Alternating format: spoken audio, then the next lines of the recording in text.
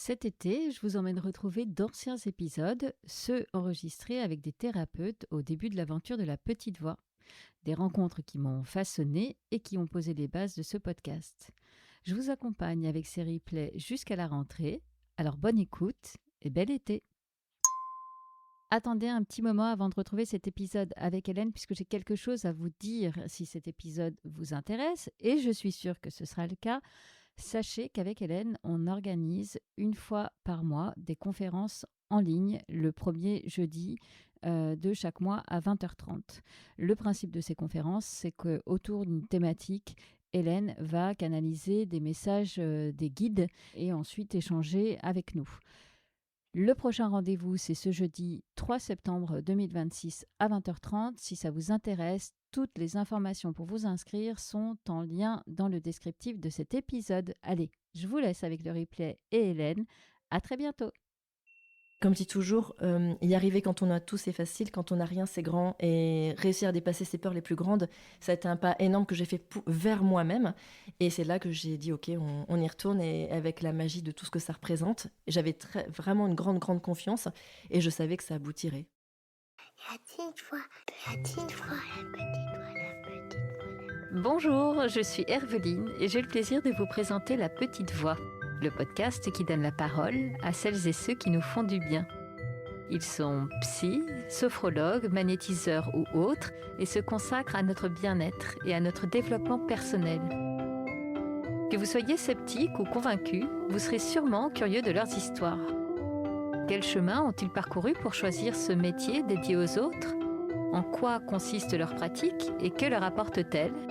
Voilà les questions que je vais leur poser lors de ces conversations intimes, sans blabla. Des conversations qui vont nous éclairer, nous inspirer.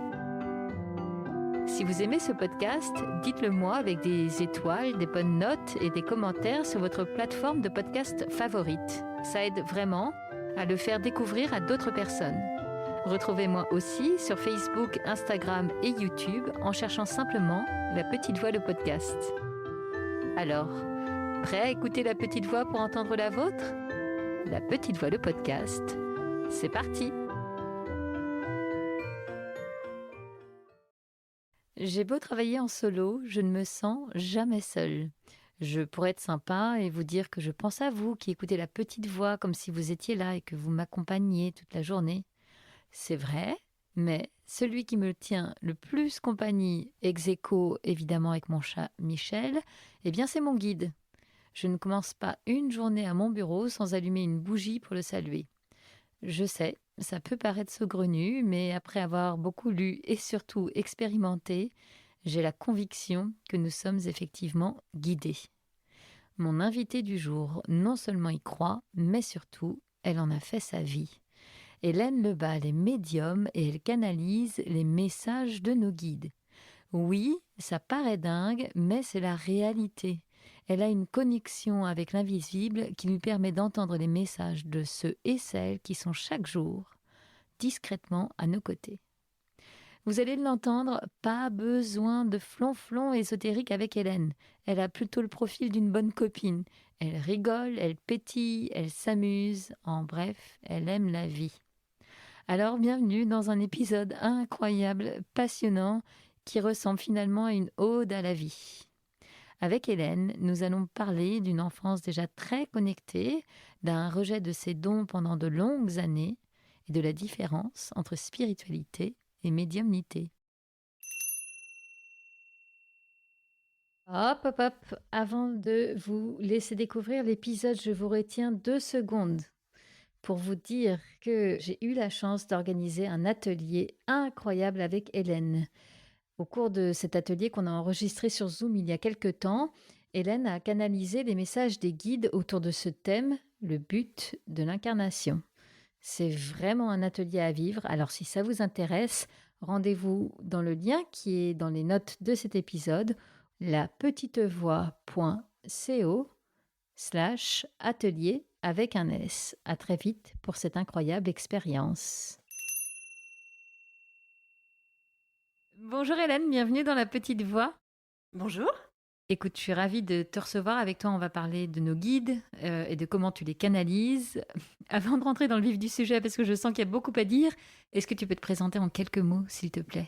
Alors oui, donc moi je suis Hélène Lebal, j'ai 43 ans, j'ai 3 enfants, j'habite à Généton et je suis canal, effectivement, c'est une forme de médiumnité où je vais canaliser des plans supérieurs, des guides, des êtres de lumière qui à travers moi vont donner des messages aux personnes. Ok. Bon, et d'ailleurs, avant de commencer notre entretien en off, tu me dis, Herveline, on n'est pas toute seule. Bon, bah écoute, c'est super. on, on est bien accompagnés, semble-t-il. Pour la petite parenthèse dans ta présentation et pour ceux qui suivent la petite voix, tu es aussi la femme de Hervé, le géobiologue qu'on a entendu il y a quelques semaines. Et il a parlé de toi en très bien dans notre entretien. Hélène, tu fais un métier, j'allais dire dingue dans le bon sens du terme, mais à quel moment dans ton parcours d'enfant, d'adolescent, d'adulte, arrive cette idée que, tiens, je vais canaliser les messages des guides pour aider les personnes à y voir plus clair dans leur vie ou sur qui ces personnes sont. Je reprends un peu du coup l'historique rapidement, enfin j'essaie d'être rapide. En fait, depuis que je suis toute petite, mais aussi depuis aussi longtemps que je puisse m'en souvenir, j'avais 4-5 ans, je me disais que de toute façon, je n'ai pas de cette planète-là. Et j'ai une foi très très grande. Donc moi, je vais parler beaucoup de Dieu, mais c'est la source, c'est peu importe le nom qu'on peut lui donner, il est dans... C'est l'énergie d'amour la plus grande qui puisse être et ça se qualifie pas, à mon sens. Mais bon, moi, je vais dire Dieu. Et en fait, depuis que je suis toute petite, j'ai un amour, j'ai une foi très forte pour Dieu et je dis toujours que c'est le grand amour de ma vie. Donc en fait, ça pose les choses parce que dans ma canalisation et dans ma médiumnité, c'est vraiment pour servir un plan spirituel. Et en fait, depuis que je suis petite, j'ai cette foi-là. Voilà, je vais beaucoup, beaucoup prier, je vais beaucoup ressentir des choses avec un amour très fort. Et puis, vers l'âge de 12 ans, j'ai ma médiumnité qui est arrivée, même si déjà avant, 8, 9, 10 ans, j'étais déjà au courant qu'il y avait une vie après la mort, qu'il y avait des guides, etc. Donc c'est quelque chose qui m'anime depuis que je suis toute petite. Et puis à 12 ans, ma médiumnité arrive et c'est une médiumnité qui est très forte. Voilà, avec une clairvoyance et une clairaudience très forte, avec des décorporations, des voyages astraux, enfin des choses assez costauds. Et voilà, donc j'ai tout un passé, j'ai tout un vécu médiumnique, donc c'est-à-dire cette connexion avec l'invisible et avec tout ce que ça comprend de positif et de moins positif. Ok, alors juste on va s'arrêter parce que il y a déjà plein de choses à raconter. Euh, Quand tu dis que enfant, tu étais déjà très connecté, etc., est-ce que c'était dans ton monde d'enfant à toi? Est-ce que aussi peut-être dans ta famille, il y avait cette... on t'a baigné dans cet univers-là? Comment ça s'est passé? Quand j'étais toute petite, non. 4-5 ans, non. C'était très naturel chez moi. Enfin, c'était une évidence. Voilà, c'était déjà une évidence. Je pensais que j'avais un sang d'une autre couleur. Enfin, c'était déjà très prégnant chez moi. Et après, c'est vrai que j'ai une maman qui priait beaucoup, donc elle m'a amenée vers cette foi et cette prière. Et puis aussi ce monde invisible, elle me parlait des magnétiseurs, des voyants qu'elle pouvait voir. Donc c'était quelque chose un monde dans lequel de toute façon j'ai grandi assez naturellement, même si je l'approchais pas moi forcément directement.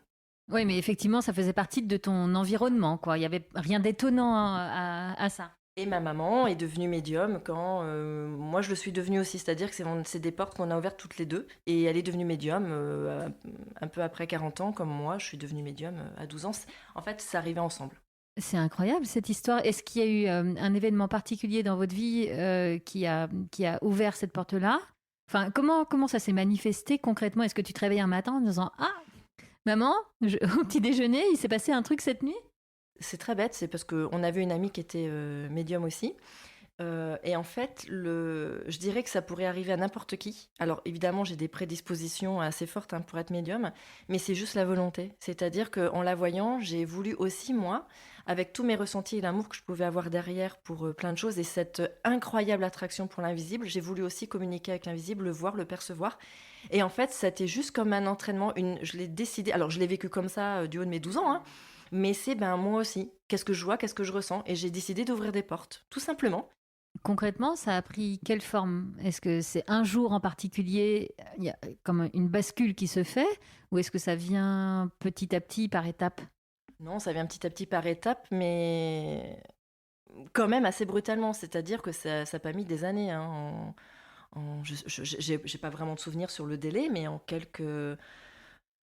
Oui, peut-être en quelques semaines, quand j'ai vraiment décidé de voir, de percevoir, tout s'est ouvert. Mais oui, peut-être quelques jours, quelques semaines quand même. Concrètement, ça veut dire que là, pas tout à fait du jour au lendemain, mais pas loin, tu vas être dans la cour d'école et voir des petits copains et avoir des images qui vont devenir sur eux. Enfin, ça prend quelle forme concrètement? Pas vraiment, ça vient plus tard. C'est quand je décide, quand je suis chez moi ou chez des gens, quand je suis dehors, quand je décide de voir, en fait, je me concentre et tout apparaît. Et jusqu'à ce qu'à un moment donné, j'ai plus besoin de me concentrer, ça apparaît naturellement ou j'entends naturellement. Au départ, c'est de la concentration, c'est une volonté, et puis après, c'est quelque chose qui devient naturel. Ok, mais alors, pardon, tu vois, moi, pour moi qui suis une novice, mais qu'est-ce qui apparaît? Qu'est-ce que tu vois? Est-ce que tu entends des conseils très pratiques? Est-ce que tu vois des belles images? D'abord, ça va être l'aura des personnes. C'est la première chose que j'ai vue, l'aura et les vibrations, c'est-à-dire que tout vibre. Et je vois les ondes, j'appelle ça les ondes, moi à l'époque, les ondes, les vibrations de tout, les objets, les arbres, tout. Tout vibre et je voyais tout vibrer. Donc l'aura en gros des objets, l'aura des plantes, l'aura des animaux, l'aura des personnes. Et voilà, ça c'était vraiment ce qui était plus important. Et après, il y a eu plus évident. Et après, il y a eu, je sentais qu'on me touchait, qu'on me parlait, enfin voilà. Et après, j'entendais aussi des voix me parler, m'appeler régulièrement. Donc très vite, tu as pu identifier tes propres guides et être en conversation avec eux? Non, ça arrivait plus tard. C'est-à-dire que il y a quelque chose que j'explique aux personnes qui est très importante, c'est qu'il ne faut pas mélanger médiumnité et spiritualité. C'est-à-dire que les guides sont des êtres spirituels, ce sont des êtres de lumière. La médiumnité, c'est être capable de voir des choses dans l'invisible, dans une autre dimension. Du haut de mes 12 ans, malgré la foi et tout ce que je pouvais voilà, ressentir, j'étais en contact avec l'invisible. Donc ça peut être des êtres défunts, ça peut être l'aura, ça peut être des élémentaux, comme ça peut être des voix que je vais entendre. Ça, c'est de la médiumnité, ce sont des capacités extrasensorielles. Pour l'instant, ça s'arrête là quand j'ai cet âge-là, avec des rencontres pas très agréables, puisque en fait, j'ai voulu me jeter à corps perdu dans cette médiumnité, cet invisible. Et comme je n'étais pas préparée, comme j'étais jeune, comme je n'avais pas cette conscience des différents plans, c'est plutôt du bas astral aussi qui a pu venir. Plutôt même des choses pas top. Le début de ma médiumnité quand j'étais adolescente, ça se situe autour de 14-15 ans. Là, ça a été vraiment des portes pas jolies qui sont ouvertes à moi. C'était mon chemin, hein, c'était normal, je devais le vivre. Hein. Surtout, le but, c'est pas d'être inquiété par rapport à ça. Mais ça a créé de grandes peurs et ça a été... je rentrerai pas dans le détail, mais c'était noir, oui. Et du coup, tu te sentais comment par rapport aux enfants et aux autres adolescents? Parce que dès le départ, tu as été livré, j'ai envie de dire, avec cette particularité, cette ouverture à la spiritualité, à l'amour un peu universel. Mais comment ça se passe dans la cour de l'école avec ses copains de classe? Alors moi, je croyais que tout le monde était comme moi. Je pensais que tout le monde voyait et entendait ce que je voyais, ce que j'entendais. Et puis, j'en ai pas beaucoup parlé parce que je voyais bien que tout le monde n'était pas, au fur et à mesure que finalement on n'était pas tous comme moi. Donc j'en ai pas forcément beaucoup parlé. Pour autant, tout ce qui est dame blanche, tout ce qui est grand phénomène un peu classique et connu de tout le monde, voilà, on pouvait en parler et je voyais bien qu'autour de moi, c'est des choses qui pouvaient, chez mes camarades notamment, enfin, interpeller. Mais je restais une adolescente, les pieds sur terre, et moi j'aimais sortir avec mes amis, jouer avec eux, et voilà. Donc j'avais un peu deux mondes, et un qui était très très axé sur ma foi, ma prière, mon amour pour voilà. Et puis avec aussi de la médiumnité à côté, mais qui était pour moi comme un jeu, hein, donc voilà. Et puis à côté de ça, ma vie d'adolescente classique, très classique. Moi j'adore rire, j'adore m'amuser, donc j'étais très joyeuse et j'ai toujours eu beaucoup d'amis. En fait, c'est ce qui permet aussi cette médiumnité, c'est-à-dire que quand on a les pieds bien sur terre et qu'on est bien dans l'incarnation, on peut vivre beaucoup de choses en parallèle. Je dirais que ça porte, il faut toujours qu'il y ait une histoire d'équilibre. Et donc, comment l'adolescente que tu étais là, et qui a fait des expériences pas hyper agréables avec des entités de basse vibration, si je dis pas de bêtises, Hélène, elle me fait OK avec les pouces. Enfin, déjà, est-ce que tu t'es pas dit à un moment, bah, en fait, je veux pas y aller, j'ai trop peur là, Bon, bah, c'est exactement ce qui s'est passé. Donc, quand j'ai eu 15-16 ans, j'ai dit, OK, je ferme tout. C'est trop terrible parce que j'ai vraiment vécu des choses assez épouvantables.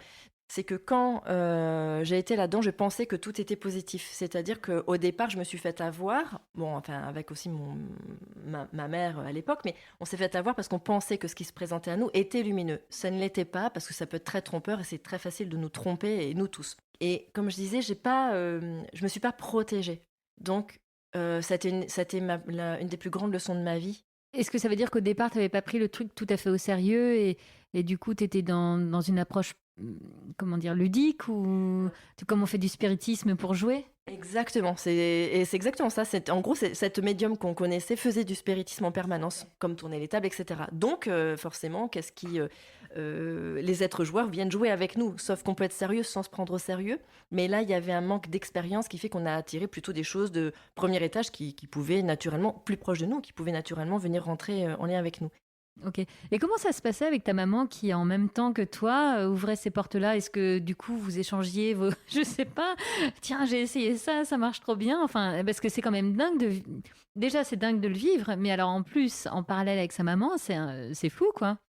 Oui, on était très complémentaires. Ma mère nettoie, elle soigne, elle nettoie. Donc moi, comme je voyais tout ce qui était vibration, je disais, tiens là, il y a des vibrations qui sont pas bonnes. Et elle, derrière, elle passait pour nettoyer. On était très passionnés et absorbés par ça. Donc il y avait une grande complicité entre nous deux. Et c'est vrai qu'on vivait comme quelque chose de magnifique, de magique, jusqu'à ce qu'après, d'autres portes s'ouvrent, moins jolies, pour qu'on grandisse. Bon, et du coup, tes études se déroulent, mais j'imagine qu'à aucun moment tu te dis, tiens, je vais être comptable. Enfin, t'es déjà tellement animé par ça. Est-ce qu'il t'est venu à l'esprit de faire un métier classique, entre guillemets? J'avais une deuxième passion qui était les animaux et la biologie. Donc j'ai fait des études de biologie à l'université. J'ai eu des postes dans des bureaux d'études, etc. Et j'étais scientifique, hein, j'étais une scientifique. Et puis je me suis reconvertie dans le social avec les SDF, les personnes qui avaient des problèmes d'hébergement, les demandeurs d'asile, la protection de l'enfance aussi. Donc pendant quelques années également. Et puis en fait, j'ai vraiment fermé toutes les portes tout en étant consciente qu'il y avait autre chose, tout en parlant à mon guide régulièrement. Mais après ce qui s'est passé avec des choses pas très lumineuses, c'est vrai qu'à 16 ans, j'ai fermé les portes et je me suis concentrée sur mes études, la biologie, ma reconversion plus tard, mon mari, mes enfants, enfin une vie assez classique. Donc c'est amusant en fait. Moi je pensais que tu étais tellement animé que tu avais très vite choisi ta voie pro et finalement pas, ou en tout cas pas dans ce monde de la médiumnité. Donc reprenons par étapes. D'abord, tu es parti dans un truc très scientifique de recherche autour des animaux. Il s'agissait de quoi? En fait, ce qui est très drôle, c'est que quand j'étais au lycée, j'avais vu un reportage qui disait que les prochaines guerres seraient biologiques. Donc, je suis rentrée à l'université de biologie, au final, pour lutter contre les armes biologiques. Oui, donc du coup, tu t'as pas fait l'armée non plus. Donc ça a pris quelle forme alors ton premier job? Il s'agissait de quoi? Je faisais de la recherche expérimentale pour la valorisation de déchets. J'ai travaillé dans le monde agricole, ce que j'ai adoré, adoré. Mais vraiment, en fait, il fallait que je travaille avec la terre. C'était très lié à la terre. Je voulais la protéger, la préserver. Et pendant quelques années, j'ai travaillé, je faisais de l'agronomie globalement. Et puis après, j'ai été responsable de la communication. J'ai fait différentes choses. Ok, t'étais très touche à tout, quoi. Parce que là, tu fais le grand écart entre le côté scientifique et le côté plus communication. Mais t'étais heureuse, tu te sentais à ta place, alignée, tout allait bien. Oui, jusqu'à ce que la vie me montre que je dois quitter cet endroit, parce que la vie, c'est nous mettre où on doit être. Donc ça n'a pas été simple, mais c'est un cadeau. Ce qui est très drôle, c'est ce que je dis beaucoup aux personnes, c'est que je venais d'avoir un bébé, mon deuxième fils, mon deuxième enfant, qui est un garçon, qui avait 1 mois. Et je dis toujours aux femmes, quand vous avez un enfant, quand vous êtes enceinte, ou même au papa, hein, en fait, la vie vous donne l'occasion de renaître. Et c'est là que j'ai eu un licenciement et qu'il a fallu que je rebondisse. Donc je suis allée vers ce que j'ai toujours voulu faire. En fait, depuis que je suis jeune, j'ai toujours voulu faire de l'humanitaire. Donc j'ai mélangé social, humanitaire. Enfin, il fallait que j'aide l'humain absolument. Et donc j'ai préparé une reconversion et j'ai travaillé dans un autre secteur. Ok, donc là, tu étais jeune maman, donc voilà, la vie installée, un mari, des enfants, et tu te reconvertis dans le social. Donc il y a quand même cette fibre humaine depuis le début. Et tu vas faire quel job et pendant combien de temps? J'étais chargée de mission, je travaillais avec la direction pour finalement avoir des financements pour les établissements et puis j'étais responsable de la qualité, j'ai été temporairement chef de service avec les demandeurs d'asile, j'ai été coordinatrice du 115. J'ai fait différentes choses dans le social où il y avait une notion forte de protection de l'enfance. Et quand j'ai quitté cet organisme-là, parce que mon mari à l'époque a été muté et venu à Nantes, puisque c'était à Pau dans les Pyrénées, j'ai été la secrétaire d'enfance majuscule pendant 2 ans où j'ai fait du bénévolat dans la protection de l'enfance. Et là, pareil, tu as aimé ces années dans le social? Tu te sentais à ta place et raccord? Alors, j'étais pas du tout à ma place, ni dans la biologie, ni là-dedans. Ma place, c'est de faire ce que je fais aujourd'hui. Mais oui, j'adorais ce que je faisais. Maintenant, c'est pas facile, hein, j'avoue que c'était pas facile. Ce qui est très important, c'est que quand tu me dis, mais pourquoi t'as pas fait un métier naturellement, au-delà de la peur de tout ce qu'a pu engendrer ce que j'ai vécu quand j'étais adolescente, et j'étais à ma place aussi à chaque fois. C'est-à-dire que je dois vivre exactement ce que je dois vivre pour en être là où j'en suis aujourd'hui. Et peut-être que si j'avais commencé par la médiumnité ou de la canalisation à 20 ans, j'aurais peut-être tout arrêté et c'était pas le but non plus. Et puis, donc, et on apprend sur nous en permanence tout le temps, pas qu'à travers ça, quelles que soient les expériences qu'on vit, on grandit et on en apprend toujours plus sur nous. C'est ça le but de l'incarnation d'ailleurs. Et justement, quelle place ça occupait cette médiumnité? Tu dis qu'à 16 ans, tu avais fermé toutes les portes, mais j'imagine que ça revenait toquer parfois un peu, non? Alors, d'abord, j'ai toujours beaucoup parlé avec mes guides, notamment quand j'étais à la fac et que je faisais mes partiels. Ils étaient très présents et très aidants. C'est un conseil que je donne à tous les étudiants. Demandez-leur, ils sont très présents et très aidants. Et puis, bon, la prière a toujours fait énormément partie de ma vie. Et alors, on n'est pas dans quelque chose de judéo-chrétien. La prière, c'est une pensée d'amour, c'est en fait, on est dans notre présence et c'est une demande et une gratitude. Je fais toujours une différence entre prière et méditation, c'est-à-dire que pour moi, hein, c'est ma vérité, pour moi, la méditation, on augmente son taux vibratoire, on part, c'est comme si on n'était plus dans notre présence et on va chercher la lumière en haut. C'est ça être canal, c'est-à-dire la lumière vient à travers nous et on vient spiritualiser la matière. Donc, je le faisais déjà très naturellement depuis l'âge de 4 ans en priant. Et à quel moment ça va basculer et donc cette médiumnité va se réinviter dans ta vie? Est-ce que c'est à l'occasion d'un événement ou de ton cheminement? Oui, alors mon ex-mari, comme je disais tout à l'heure, a été muté à Nantes. Donc moi, j'ai quitté l'organisme dans lequel j'étais et je postulais pour trouver des postes, que ce soit dans l'environnement ou que ce soit dans le social, et je ne trouvais pas de poste. Enfin, j'avais des touches, mais ça n'aboutissait jamais. Donc je me suis dit, ok, j'ai quelque chose à comprendre. Et j'ai décidé, en fait, de faire un gros travail sur moi, de voir des thérapeutes, des chamans. J'ai fait beaucoup de chamanisme, beaucoup de choses comme ça pour dire oui, en fait, à qui je suis, à ma médiumnité. J'ai vu beaucoup de médiums, de canal aussi, qui m'ont expliqué qu'effectivement j'avais autre chose à faire. J'ai dû donc réaccepter ma médiumnité, réouvrir les portes, mais dans quelque chose de beaucoup plus grand, de beaucoup plus beau, en me faisant confiance. Et à 36 ans, j'ai décidé d'ouvrir mon cabinet. Donc quand même, tu t'es rassurée auprès de quelques thérapeutes pour comprendre ce que tu avais vécu à l'adolescence, etc., pour te redonner les bons outils à travers quelques formations.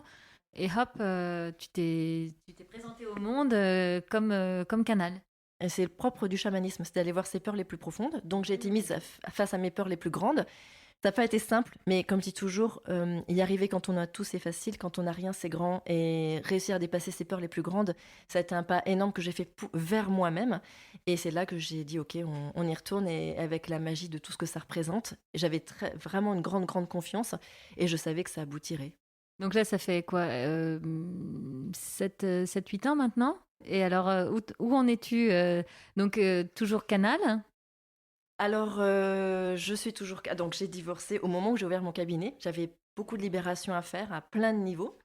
Donc, je me suis retrouvée... alors ça, c'est un message d'espoir que je veux donner. Ça s'appelle la foi. Moi, je suis énormément guidée par la foi.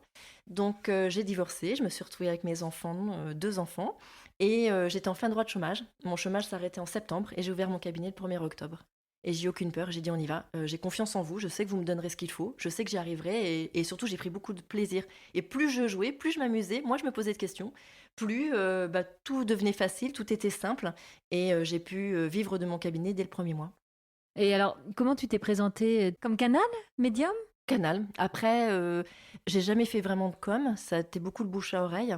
En fait, comme j'avais vu des thérapeutes pour moi, pour guérir mes blessures, pour comprendre, pour me nettoyer, etc., les gens voyaient, enfin ces personnes-là voyaient qui j'étais, ce que je faisais. Donc j'ai des thérapeutes qui m'ont envoyé du monde. Et puis après, tout de suite, ça a été le bouche à oreille et ça l'a fait rapidement. Tu faisais la différence tout à l'heure entre la médiumnité pure et le canal. Est-ce que tu peux réexpliquer en quoi c'est différent et redire vraiment, toi, en tant que canal, qu'est-ce que tu fais? Médium, c'est être au milieu entre le monde visible et invisible, en gros entre la terre et le ciel. Donc la médiumnité va se traduire par la clairvoyance, la clairaudience, les clairs-ressentis. Voilà, on va voir les choses qui sont dans une autre dimension que la troisième dimension. La spiritualité, c'est savoir qu'on est des êtres divins. On est des êtres divins qui venons sur terre faire une expérience dans l'incarnation pour découvrir qui l'on est et que l'on est tous capables de donner le meilleur de nous, retrouver notre divinité. Donc pour moi, ma médiumnité n'est qu'un moyen, un outil pour pouvoir donner des messages, pour conscientiser. Donc la spiritualité, c'est ouvrir la conscience, le pourquoi du comment, qu'est-ce que vous avez à comprendre, comment donner le meilleur de soi, pourquoi vivre les choses, etc.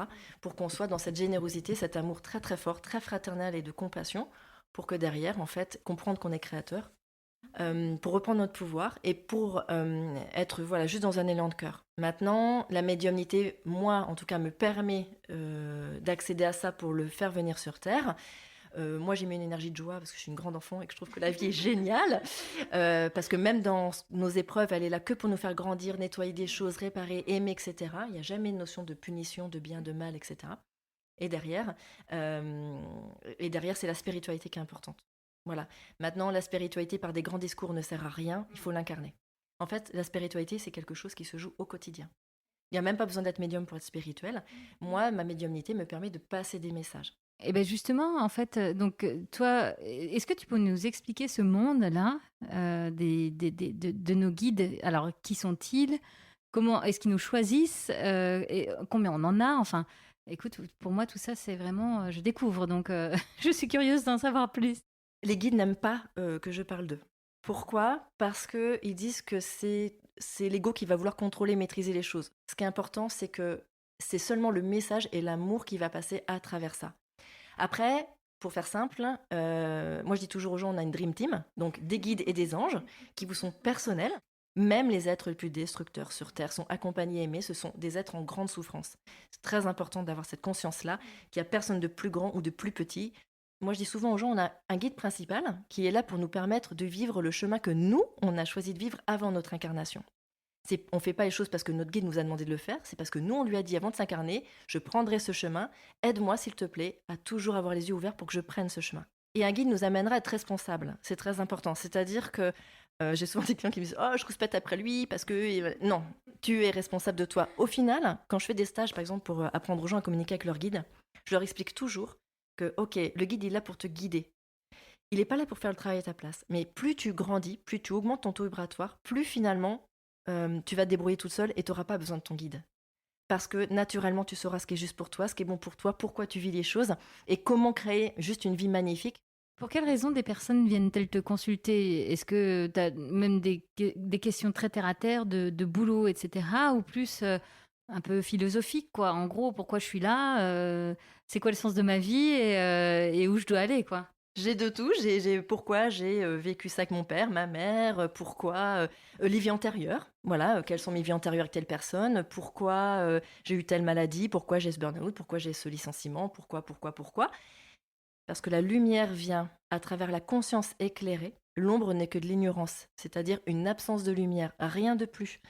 Donc, en fait, la canalisation va permettre d'apporter des réponses, donc de conscientiser qui nous sommes, pour que derrière, on puisse avancer en ayant davantage de lumière, que les gens comprennent leur incarnation. Le but étant vraiment d'atteindre cette conscience-là par des explications, pour que dans la matière, on puisse rester des enfants, et qui pour moi sont les plus grands enseignants. Pourquoi? Parce que eux, nos enfants, ils sont hyper connectés à leur guide.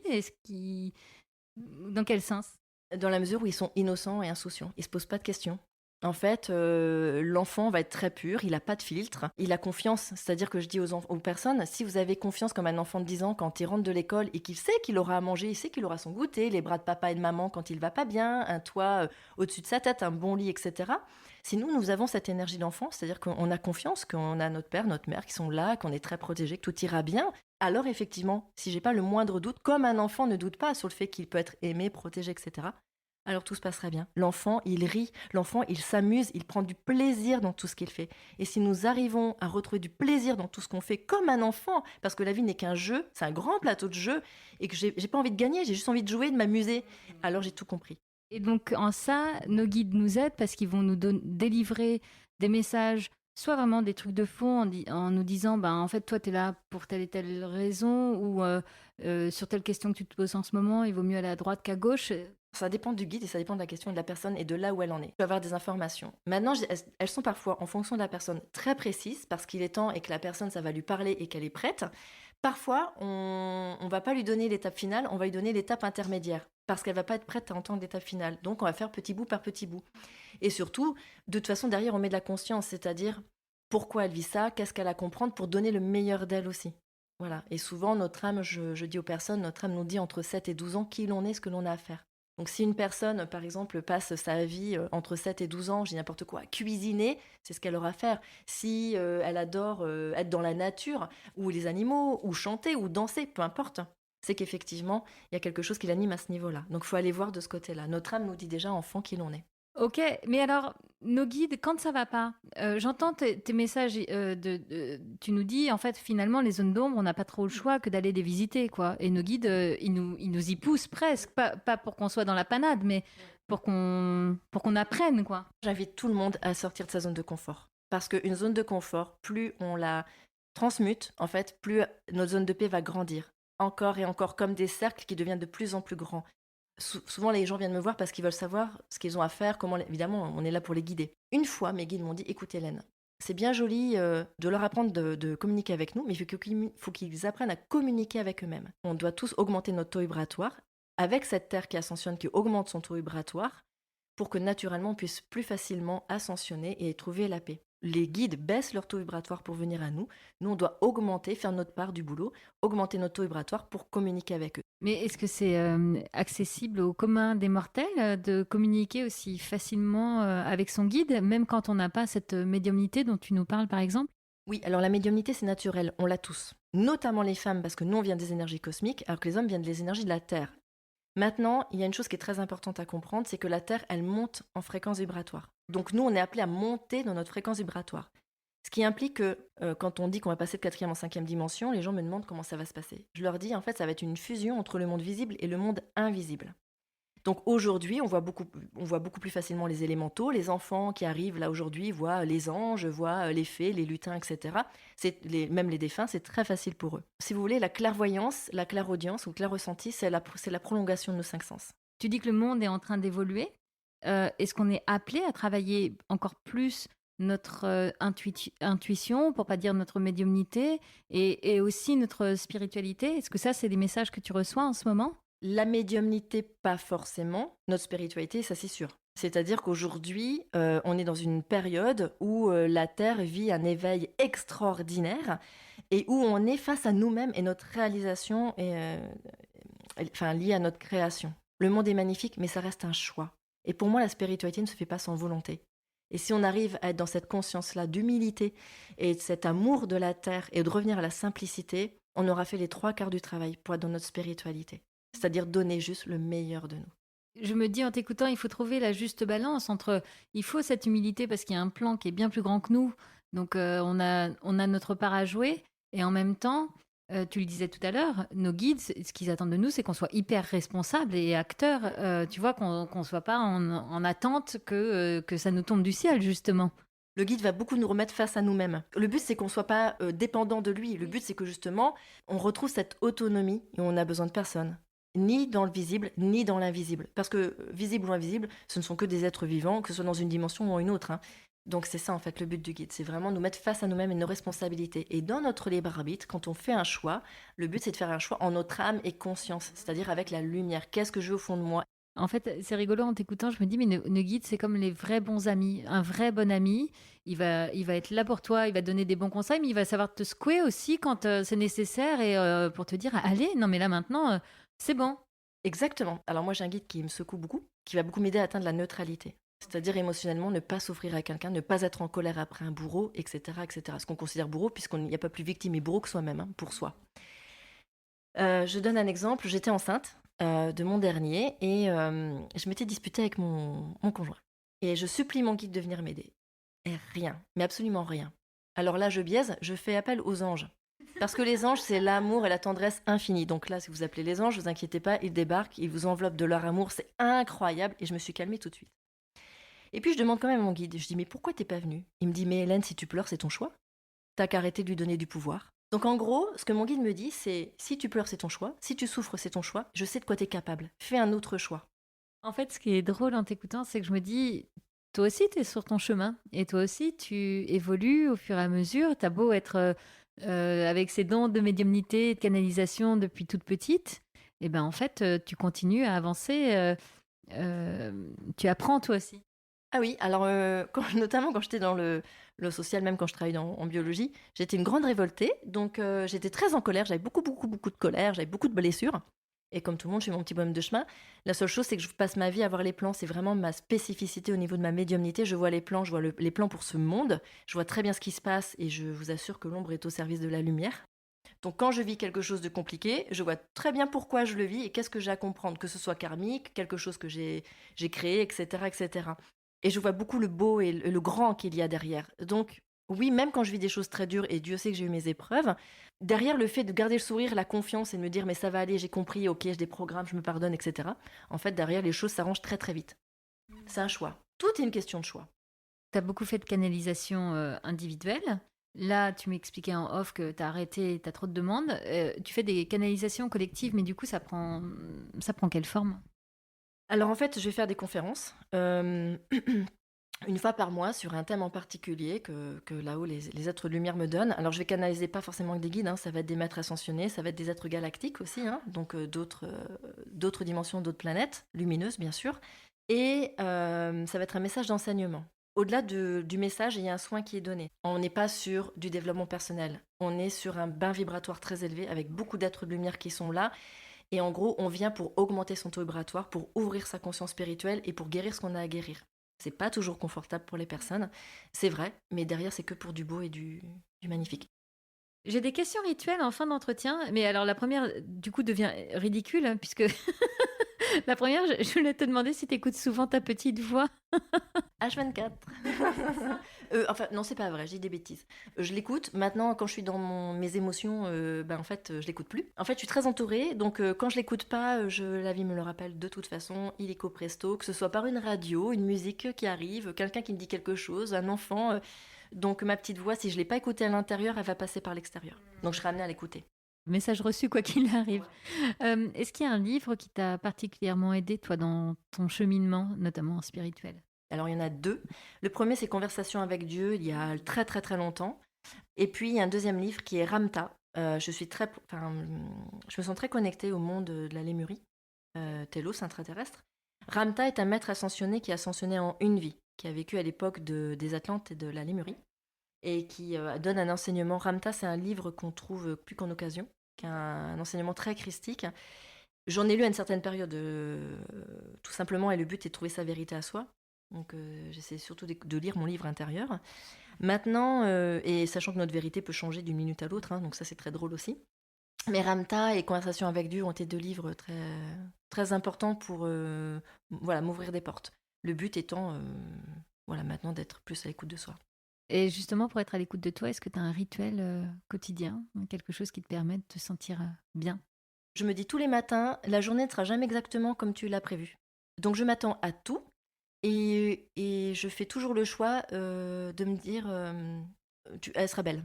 J'ai pas vraiment de rituel, de prière, de méditation, de faire du yoga ou de je sais pas quoi. Par contre, je décide toujours au maximum de m'amuser et quand ça se passe pas bien, de me dire t'as un choix. Donc le matin, quand je me lève, ça va plutôt être ça. C'est de toute façon tout ce que tu as prévu dans ta journée, ça se passera pas du tout comme ça. Donc accueille ce qui va arriver, amuse-toi et tout ira bien.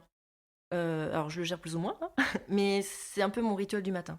C'est de me dire t'attends pas à ce qui va arriver parce que rien ne va arriver comme prévu. C'est vrai en plus. Et ma dernière question, Hélène, je voulais savoir, est-ce que tu es heureuse? Très très très très très. J'aime la vie, mais c'est indescriptible à quel point j'aime la vie. Et j'aime tout ce qui fait partie de la vie et qui n'est que le résultat de moi-même, hein. Donc ouais, peut-être que je m'aime aussi, finalement. Mais pour reprendre oh là là, les expressions de mes ados, mais je kiffe la vie, quoi.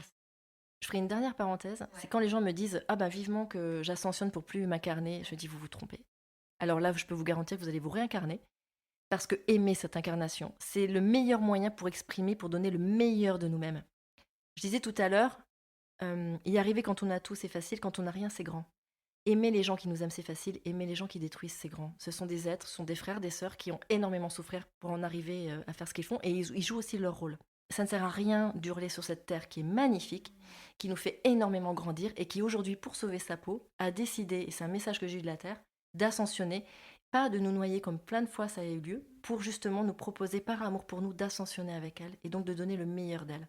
Si on ascensionne avec elle, tout ira bien. Ceux qui n'arriveront pas à ascensionner dans son élan d'ascension iront s'incarner ailleurs, sur une autre planète d'expérience. Mais ne jamais oublier qu'on est que sur une planète d'expérience, aussi belle soit-elle, c'est de l'expérience. Hélène, merci.